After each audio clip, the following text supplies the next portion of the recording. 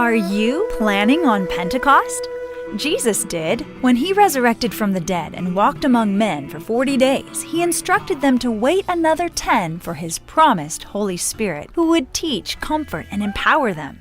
God set the sun, moon, and stars to be for signs and seasons for us. The Hebrew word for day is moed, and the plural word, moedim, means appointed times. The feasts of the Lord described in Leviticus 23 are God's appointed times, which point to Jesus as Messiah.